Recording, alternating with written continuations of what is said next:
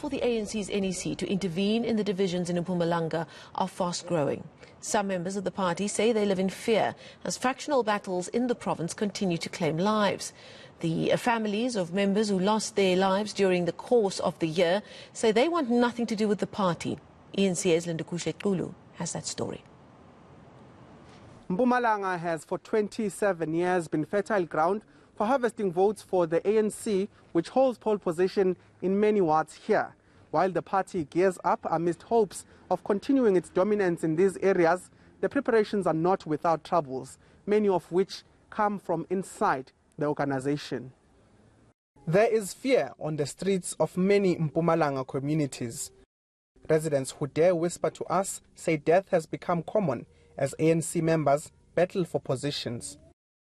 While many who tell us this choose to do so anonymously, fearing for their lives, it's the scorned families of recent victims who are brave enough to tell us the tale of an internally embattled Mpumalanga ANC. If it was up to me, I can tell the whole family that we distance ourselves from this organization because the way is so divided. The way is saving this factionalism, fighting amongst themselves. I don't see any hope in that organization. This family lost a member whom they say was a staunch worker and supporter of the ANC. During an ANC branch election meeting for regional and provincial representatives, they received news that a fight broke out and that Prince Manzini was beaten to death. When we arrived, there was some broken chairs lying around where they were having their meeting, but unfortunately was already been picked up.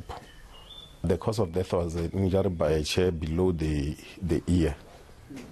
That's what the postmortem have said. The Manzini family says the only ties left with the ANC now is a lawsuit against the party to help support the wife and 3 children of the late Prince Manzini. While many in the streets are reluctant to speak, ANC's zonal chairperson Solomon Mongwe says he's put his life on the line, writing a letter where he names those who he believes are behind the violence. He says he's currently in hiding and agreed to meet with us at a place where police are stationed guarding the community after unrests. I'm in a hiding place because I know that they are looking for my life. In his open letter, Mongwe has fingered ex-agriculture MEC Mandla Msibi as one of the people behind the violence. He says Msibi formed a group that's referred to as the Red Devils that not only terrorizes residents but also targets those in political positions. From 2015, there is this group of criminals or vigilante group, so to say, which are being led by the Mandla Msibi, the former MEC. Previously, there were comrades who were attacked, whom I know. They've been attacked at their home. Some, maybe while they are driving on the roads, you find that they are being harassed by this very same group of vigilante group. If this is my obituary, then so be it. Those are your exact words. Why are you taking so much risk if you feel your life is in danger? Somebody somewhere had to take that risk so that we can be able to address these ills that are happening in the community. Yes. After these allegations, we tracked down Msibi and found him at an ANC community prayer. Off camera, he denies having a group of vigilantes under his command and has labeled Solomon Mongwe as just another disgruntled member who didn't succeed in being a candidate in his ward. He has, however, refused to take an interview on camera, saying to us the alleger must provide the evidence. There was, however, a time when Msibi was vocal. Just weeks ago, after he was released on bail on his murder case, he claimed there were many who wanted to tarnish his name. Among those he fingered was Mpumalanga Premier Refilm Mthweni Tsipane, whom he said had made several inquiries about his whereabouts.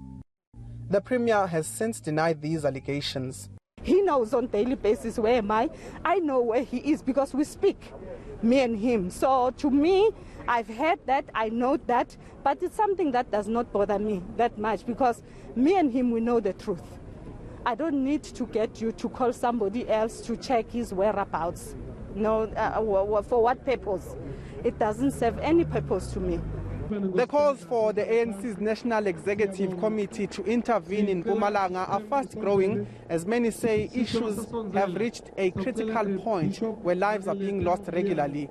To verify, we've asked the police for an update on the number of political incidents of violence since the beginning of the year. Their response: that information will only be known when Police Minister Bheki Cele releases the next crime statistics. Lindokuhle Xulu, Bombela.